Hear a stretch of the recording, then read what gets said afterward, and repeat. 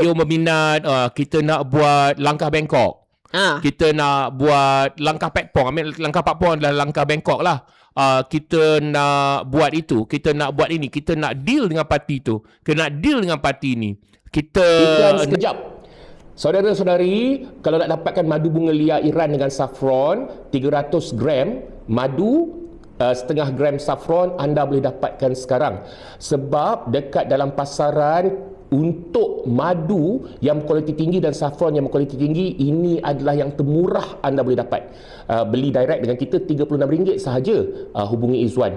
Kalau dekat luar diorang jual 250 gram madu dengan saffron yang kualiti tinggi dalam RM57 ke RM80 untuk satu botol. Kita nak buat lagi dan buat lagi dan buat lagi, dan akhirnya rakyat berhadapan dengan pelbagai krisis, rakyat berhadapan dengan pelbagai masalah, dan saya nampak keadaan makin menjadi sangat teruk. Saya nampak di sini Azhar Zawawi kata memang hakikat kerajaan sekarang lebih membantu rakyat. Saya rasa tergelak. Kerajaan ini dia dah berbohong mengenai data inflasi. Betul? Okey, dia berbohong mengenai data inflasi dan kononnya ini dah nampak membantu rakyat. Kerajaan yang tidak telus dalam data adalah kerajaan yang tak membantu. Macam mana boleh kata kerajaan ini membantu rakyat?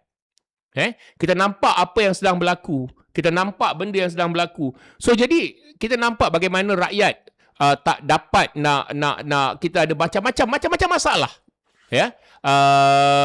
Kita semakin hari kita nampak impian untuk memiliki rumah. Untuk generasi umur 40 ke bawah. Sangat-sangat suka. Tak ada harapan. Ya, impian untuk itu dan ini tak ada harapan. Ya, jadi benda-benda ini tak diperjuangkan. Yang diperjuangkan hari-hari kita dengar ialah langkah-langkah politik. Ya, macam semalam 13 orang ahli parlimen bersatu. Ya, ahli parlimen bersatu. Tapi kelakar dalam statement tu dia kata ahli parlimen bersatu tinggal 6. Apa maksudnya kan? Ahli parlimen bersatu apa Adil? Tinggal 6 dia keluarkan maksudnya? kenyataan suruh sama ada bersatu keluar daripada PN atau keluarkan daripada PN selepas apa yang berlaku dengan PAS PN sebagai contoh. So kita alangkah eloknya kalau kita dengar 13 ahli parlimen bersatu tu dia buat kenyataan kan, contoh kami demand kerajaan Malaysia, ahli parlimen Perdana Menteri, Menteri Kesihatan untuk memberikan apakah penyelesaian tuntas berkenaan dengan isu ini. Dia memberi impak yang berbeza. Tapi yang ada sekarang dia masih bercakap pasal kami nak buat deal tu, kami nak buat deal ini. Kami tak berminat untuk bekerjasama dengan orang itu. Kami tolak walaupun dekat pusat UMNO nak bekerjasama dengan DAP lantak. Kami dekat Johor takkan buat.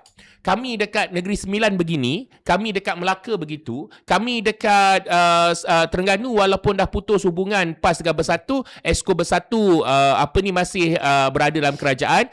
Di Perlis kami dan kamu pula bergaduh macam ni. Kan? Jadi lepas tu tak pula dalam parti sesama parti dalam parti. Kan? Kami kalah dengan anak presiden, kami nak keluar dan buka parti kami sendiri dan kami akan terus bercakap mengenai kami. Dalam DAP pula kami tak suka dengan kamu, kamu geng Anthony Lok, kami geng Lim Guan Eng. Di dalam amanah pula kami geng Mat Sabu, kami geng Zulkifli Ahmad. Dua-duanya tersangat bodoh. Parti kecil tu pun kan? ada berkata ikon dia, dua-dua ikon yang tersangat bodoh tu. Zulkifli Ahmad dan Mat Sabu tu otak lebih kurang sama. Both are useless. Okay, both are useless as a minister. Dan tak campur pula kami dekat dalam sana, kami dekat dalam sini dan everywhere. Okay, so this is happening everywhere. Dia kalau daripada amanah tu dia memang confirm useless, 100%. Okay. Tak perlu fitnah dan burukkan orang pemimpin. Ini bukan fitnah, ini adalah kenyataan. Zainuddin, boleh tak anda jadi seorang yang berani bercakap dan beritahu dengan kita anda penyokong parti mana? Cakap je jangan malu. Tak pun kalau tak cakap anda penyokong parti mana, kata anda undi mana. Macam aku cakap, PRN dekat Selangor yang masih itu hari aku undi Perikatan Nasional pasal aku tak suka Anwar Ibrahim. Kan aku cakap okey, anda undi mana? Okey, anda penyokong parti mana? Saya tahu ramai penyokong parti daripada sebuah parti akan berada dekat sini. Jadi sebab itu kita akan bercakap dengan secara jujur, ya. So jadi itu adalah isu dia.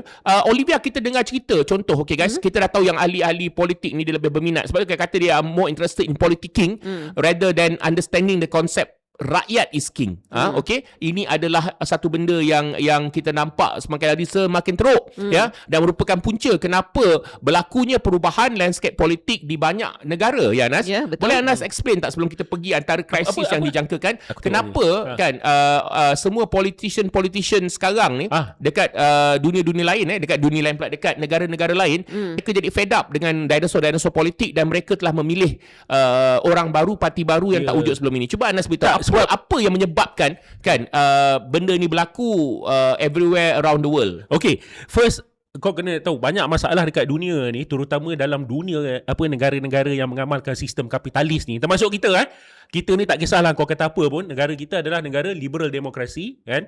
Liberal demokrasi ni sistem, bila kau ada sistem mengundi 5 tahun ni, kau kena kata negara kau macam mana pun mengamalkan sistem liberal.